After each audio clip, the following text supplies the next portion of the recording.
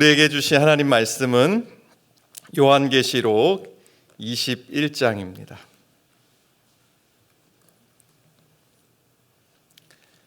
요한계시록 21장 1절에서 5절 말씀인데요. 한 절씩 교독하고 5절은 함께 읽겠습니다. 또 내가 새 하늘과 새 땅을 보니 처음 하늘과 처음 땅이 없어졌고 바다도 다시 있지 않더라.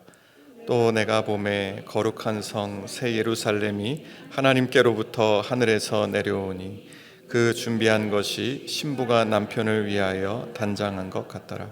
내가 들으니 보좌에서 큰 음성이 나서 이르되 보라, 하나님의 장막이 사람들과 함께 있음에 하나님이 그들과 함께 계시리니 그들은 하나님의 백성이 되고 하나님은 친히 그들과 함께 계셔서 모든 눈물을 그 눈에서 닦아주시니 다시는 사망이 없고 애통하는 것이나 곡하는 것이나 아픈 것이 다시 있지 아니하리니 처음 것들이 다 지나갔음이라라. 함께요.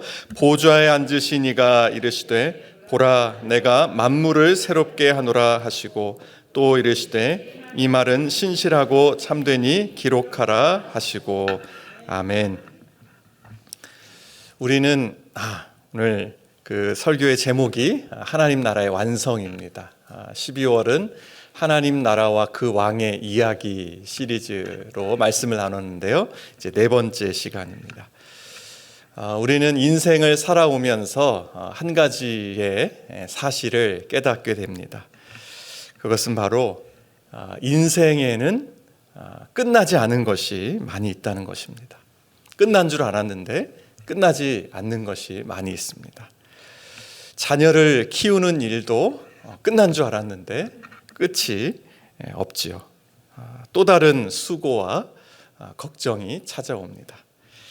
가정이 이제 좀 안정된 것 같은데 어느 날 건강에 문제가 생기기도 합니다.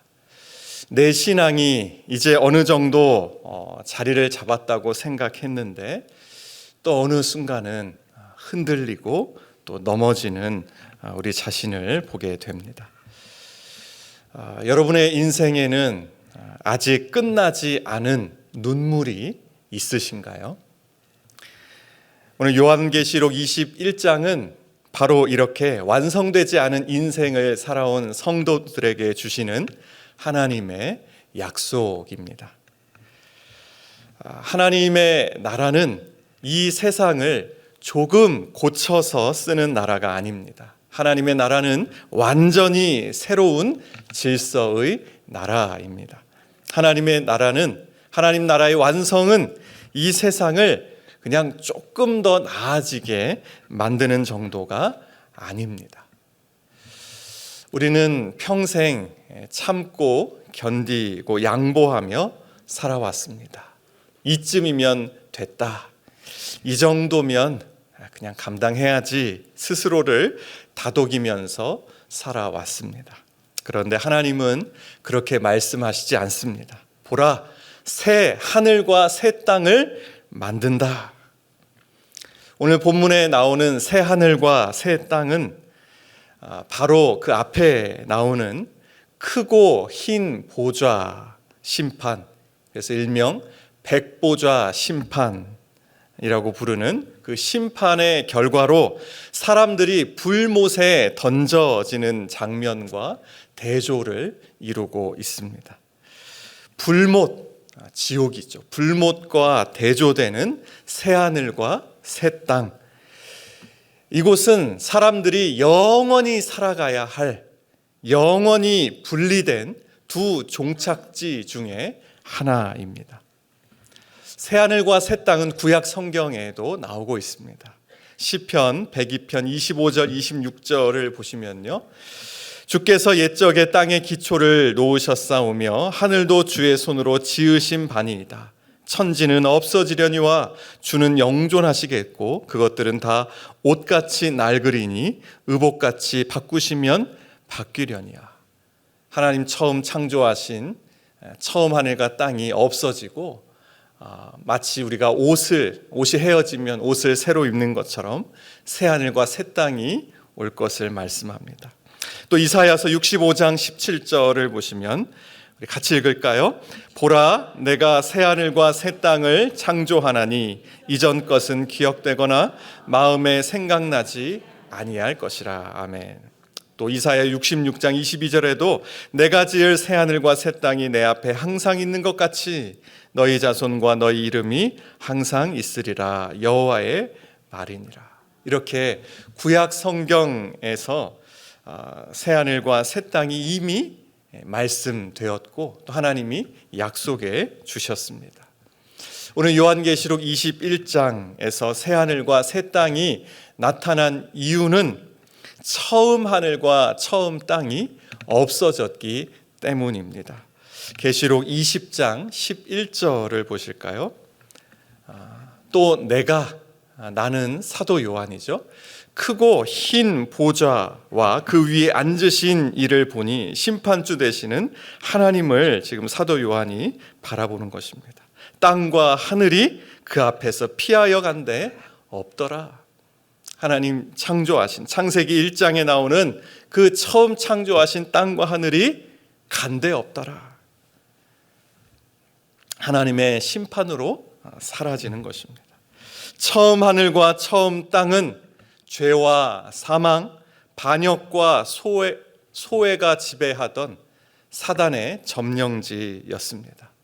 그런데 하나님의 심판과 구원이 완성되면서 이제 새 하늘과 새 땅이 오게 된 것입니다. 본문 2절을 보면 새 하늘과 새 땅 중에서 특별히 하늘에서 내려오는 새 예루살렘이 등장합니다.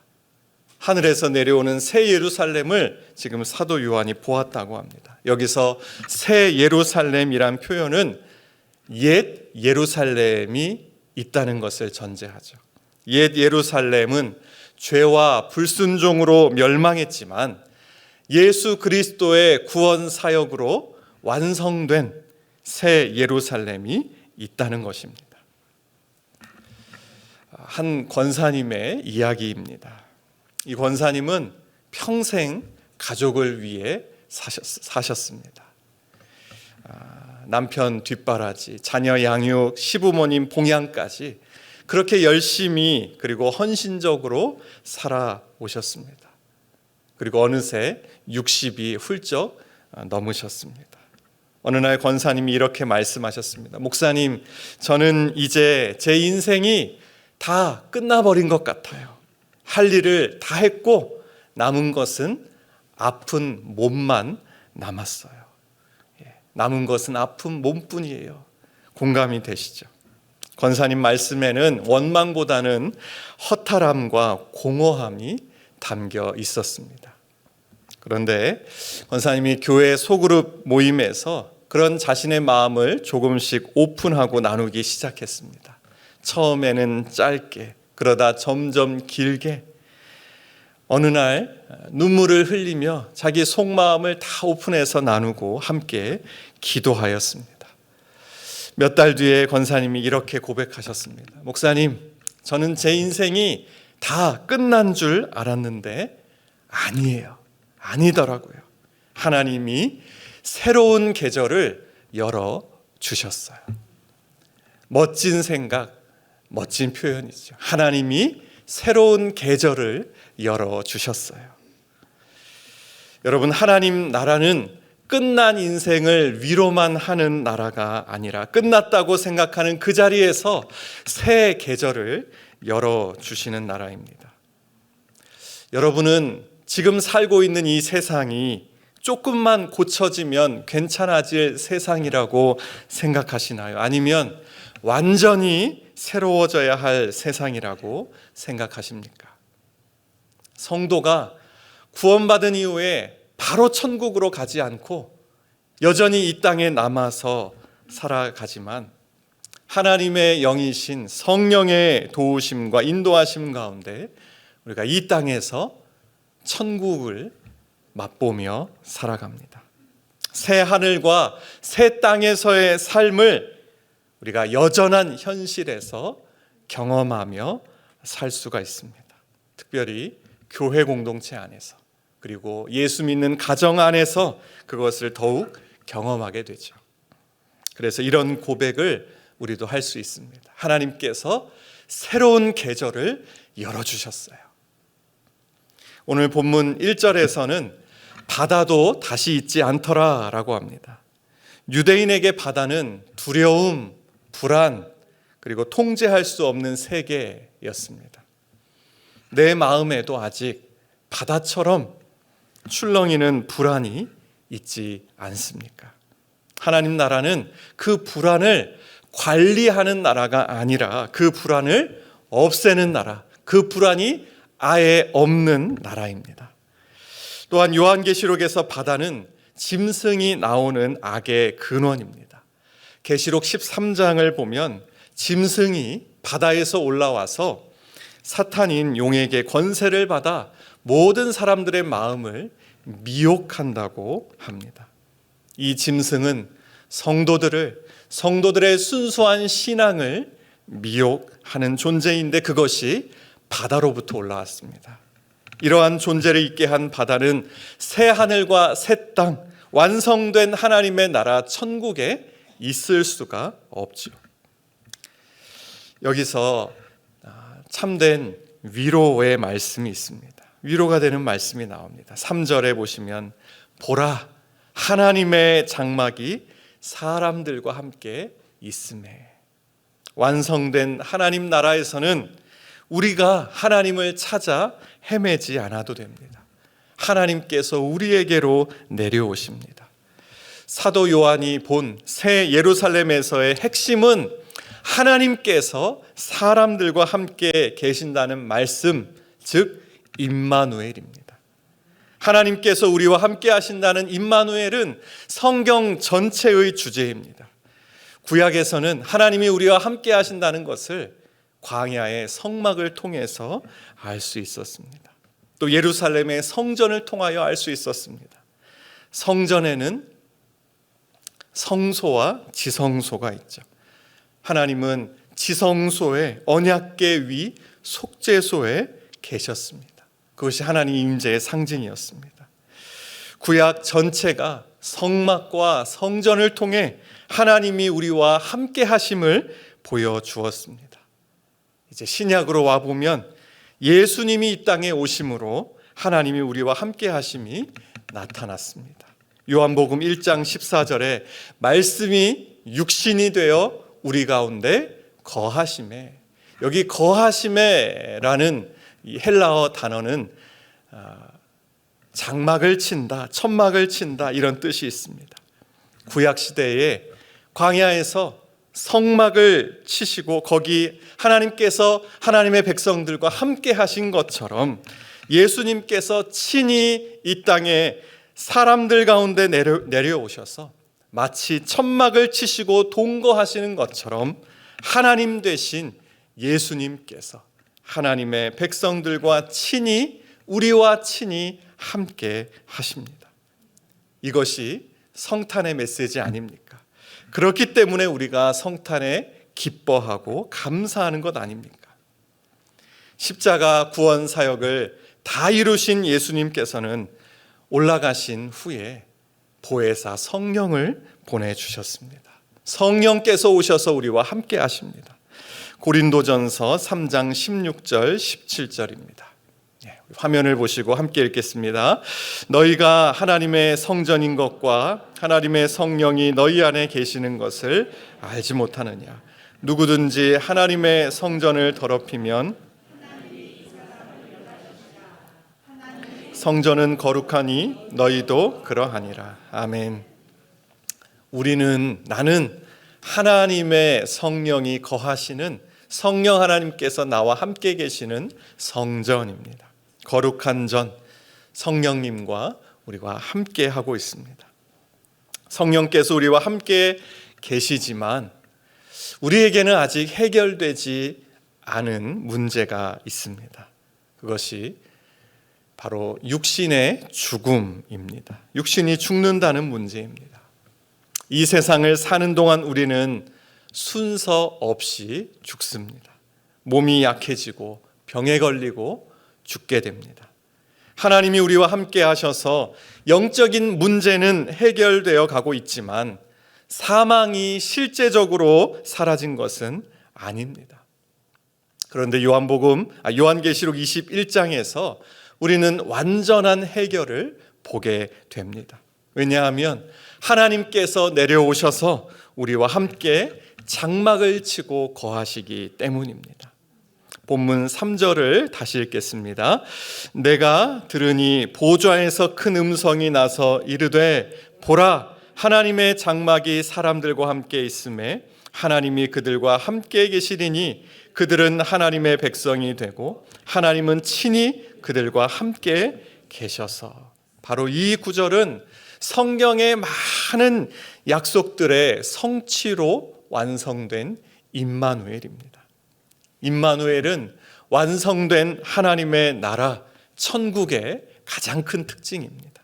그래서 3절은 바로 이 점을 사중으로 강조하고 있습니다. 첫 번째로 하나님의 장막이 사람들과 함께 있음에, 또 두 번째로 또다시 이야기합니다. 하나님이 그들과 함께 계시리니. 세 번째는 그들은 하나님의 백성이 되고, 네 번째로 하나님은 친히 그들과 함께 하셔서. 이렇게 사중으로 임마누엘, 하나님이 우리와 함께 하신다는 것을 강조하고 있습니다. 그때에는 육체적인 문제, 육체의 죽음까지도 완전히 해결됩니다. 우리가 지난 주일에 히브리서 2장 설교를 통해서 들은 것처럼 우리의 대제사장 되신 예수 그리스도께서 죽음의 세력을 잡은 마귀를 멸하심으로 구주 예수님의 속량을 믿는 저와 여러분은 죄와 죽음으로부터 자유를 얻습니다. 완전한 자유를 얻은 성도는 새 예루살렘에서 임마누엘 하나님과 영원토록 교제하며 그분을 경배하며 살아갑니다. 여러분은 신앙생활을 하시면서 하나님이 멀게 느껴졌던 시간이 있으셨나요? 기도해도 응답이 없는 것 같고, 성경을 읽어도 마음에 감동이 없고, 하나님이 정말 나와 함께 계신가 의심이 들었던 시간 말입니다. 요한계시록 21장은 말합니다. 하나님의 나라가 완성되는 그날에는 우리가 하나님을 찾지 않아도 되고, 설명하려 애쓰지 않아도 되고, 믿음으로 버텨야 할 필요도 없습니다. 3절 끝에 나온 대로 하나님은 친히 그들과 함께 계십니다. 삶에서 외로움이 가장 깊었던 순간에 하나님이 함께 계신다면 얼마나 좋겠다고 생각하셨습니까? 그런데 그 소원이 하나님의 나라에서, 저 천국에서 이루어집니다. 4절을 보세요. 모든 눈물을 그 눈에서 닦아주시니. 이 말씀들은 특히 우리 여성도님들의 인생을 너무 잘 아시는 말씀입니다. 가족을 위해서 참고 울었던 눈물, 말 못하고 삼킨 눈물, 때로는 신앙을 지키느라 혼자 감당한 눈물, 자녀를 위해 밤에 흘린 눈물, 그 눈물을 누구에게 다 말해본 적 있으신가요? 일부분은 우리가 말하지만 전부 다 말하지는 못했습니다. 그런데 오늘 성경을 통해 하나님께서 말씀해 주십니다. 내가 한다. 그리고 내가 너의 눈물을 닦아주겠다. 여러분은 하나님이 기억만 하시는 분이라고 생각하십니까? 아니면 직접 닦아주시는 분이라고 믿으십니까? 하나님은 내가 흘린 눈물을 다 하시고 기억하시는 분이실 뿐만 아니라 나의 눈물을 닦아주시는, 나를 위로해 주시는 분이십니다. 어느 집사님은 교회에서 늘 밝은 분이셨습니다. 항상 웃으면서 인사하고 또 봉사도 기쁘게 열심히 하셨습니다. 그런데 그 집사님에게는 아무에게도 말하지 못한 눈물이 있었습니다. 남편과의 관계에서 어려움이 있었고 자녀와의 관계도 힘들었습니다. 그래서 가정에서 늘 외로웠습니다. 어느 날 새벽 예배가 끝난 후에 그 집사님이 늦게까지 남아서 기도하다가 울고 계셨습니다. 대화를 하게 됐는데 제가 묻지도 않았는데 이렇게 말씀하셨습니다. 목사님, 저는 하나님 앞에서만 울 수 있어요. 사람들 앞에서는 너무 오래 참고 살아와서 이제는 울지 못하겠어요. 그때 이 요한계시록 21장 말씀을 함께 읽었습니다. 하나님은 친히 그들과 함께 계셔서 모든 눈물을 그 눈에서 닦아주시니. 그 집사님이 한참 울다가 이렇게 말했습니다. 목사님, 누가 이해해 주는 것도 감사하지만 하나님께서 나의 눈물을 직접 닦아주신다고 하니까 정말 감사해요. 소망이 생겨요. 그렇지요. 그렇습니다. 하나님께서 그날에 저 천국에서, 저 천국문에서 나의 모든 눈물을 닦아주십니다. 또한 중요하고 놀라운 사실이 있습니다. 하나님의 나라에서는 눈물을 흘릴 이유가 없어집니다. 눈물 자체가 사라집니다. 완성될 하나님의 나라에서는 눈물이 없습니다. 하나님은 이렇게 말씀하지 않으십니다. 너희 인생 중에 괜찮은 부분만 새롭게 하겠다. 아니죠. 뭐라고 5절에 나옵니까? 만물을 새롭게 하신다고 했습니다. 우리 인생에도 이건 너무 오래돼서 너무 망가져서 이제는 어쩔 수 없다 하고 생각한 부분이 있지 않습니까? 하나님은 말씀하십니다. 그것도 새롭게 한다. 지금은 과정이고 지금은 기다림이고 지금은 미완성이지만 끝은 반드시 완성입니다. 어느 성도님이 큰 병을 앓고 나서 이렇게 말했습니다. 이제는 제 인생이 예전 같지 않아요. 몸도 마음도 다 예전 같지 않아요. 그때 한 장로님이 그분에게 이렇게 말해 주셨다고 합니다. 아직 끝난 거 아니에요. 하나님은 끝났다고 말씀하신 적 없어요. 이 말이 그분의 마음속에 울림으로 깊이 남게 됐다고 합니다. 요한계시록 21장 5절에서 하나님은 이렇게 말씀하십니다. 보라, 내가 만물을 새롭게 하노라. 혹시 이 땅에서 지쳐 고개를 숙이고 있는 성도가 있다면 하나님께서 지금 말씀해 주십니다. 얘야 여기 좀 봐봐. 내가 만물을, 온 세상을, 그리고 너의 모든 것을 새롭게 할 거야. 내가 새롭게 만들어 줄게. 보라, 내가 만물을 새롭게 하노라. 여러분, 아직 끝나지 않았습니다. 우리에게는 소망이 있습니다. 하나님 나라의 완성은 현실을 부정하는 말씀이 아닙니다. 오히려 지금의 삶을 끝까지 살아낼 힘을 줍니다. 여러분, 오늘을 버티게 하는 힘이 우리의 현실에 있습니까? 아니면 하나님께서 내게 주신 약속에 있습니까? 우리는 약속을 붙드는 사람들입니다. 하나님 나라의 완성을 믿기에 오늘도 참고, 오늘도 기도하고, 오늘도 소망을 놓지 않습니다. 우리는 오늘 이 땅에서 하나님께서 내게 주실 기업, 나를 위해서 예비해 두신 새 하늘과 새 땅, 새 예루살렘, 바로 저 천국 하나님 나라의 완성을 믿음으로, 소망으로, 사랑으로 살아갑니다. 다시 말씀드립니다. 우리의 인생은 아직 끝나지 않았습니다. 하나님 나라에서 반드시 완성될 줄 믿습니다.